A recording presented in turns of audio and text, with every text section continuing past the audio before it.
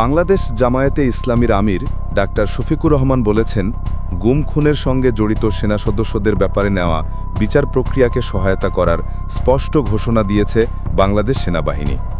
বাহিনীটির এই উদ্যোগকে স্বাগত জানিয়েছে জামায়াত। আজ রবিবার সকালে নিজের ভেরিফাইড ফেসবুক অ্যাকাউন্টে দেওয়া এক স্ট্যাটাসে অভিযুক্ত ব্যক্তিদের সেনা হেফাজতে নেওয়ারও প্রশংসা করেন তিনি।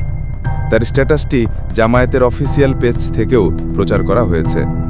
স্ট্যাটাসে জামায়াত আমির বলেছেন, গুম ও খুনের সঙ্গে জড়িত বাংলাদেশ সেনাবাহিনীর কতিপয় কর্মকর্তাকে বিচারের আওতায় আনার প্রক্রিয়া শুরু হয়েছে। দেশপ্রেমিক সেনাবাহিনীকে নিয়ে বাংলাদেশের জনগণ গর্বিত থাকতে চান। দুঃখজনক হলেও সত্য, এই বাহিনীর কতিপয় সদস্য দেশের বিদ্যমান আইন ও মানবাধিকারের প্রতি সম্মান প্রদর্শনে সম্পূর্ণভাবে ব্যর্থ হয়েছিলেন। ফ্যাসিস্ট সরকারের প্ররোচনায় প্রতিপক্ষ নিধনের এজেন্ডা বাস্তবায়নে সংশ্লিষ্ট ব্যক্তিরা ছিলেন অন্ধ সহযোগী। ফলে গুম এবং খুনের একটি ভীতিকর পরিবেশ দেশে সৃষ্টি হয়েছিল, যা একটি জাতির জন্য খুবই দুর্ভাগ্যের বিষয়। এরপরে তিনি লিখেছেন, তবে সুনির্দিষ্ট কয়েকজন ব্যক্তির অপরাধের কারণে পুরো প্রতিষ্ঠানকে কলঙ্কিত হতে দেওয়া যায় না। অপরাধের দায় কেবল সংশ্লিষ্ট ব্যক্তিদের উপরই বর্তাবে।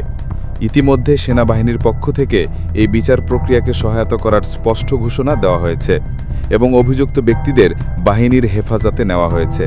আমরা সেনাবাহিনীর এ উদ্যোগকে স্বাগত জানাই। স্ট্যাটাসে নিজের আশাবাদ ব্যক্ত করে তিনি বলেন, আমরা আশা করি কারো উপর কোনো অবিচার চাপিয়ে দেওয়া হবে না। স্বচ্ছ বিচার প্রক্রিয়ার মাধ্যমে নির্দিষ্ট অপরাধীরা যথাযথ শাস্তির মুখোমুখি হবেন। এতে যেমন অতীতের দায় মুছে যাবে, তেমনি ভবিষ্যতে কেউ নিজের পেশা বা পরিচয়কে কাজে লাগিয়ে জনগণের জানমালের ক্ষতি সাধন থেকে বিরত থাকতে বাধ্য হবেন। পরিণতিতে দীর্ঘমেয়াদে জাতি উপকৃত হবে।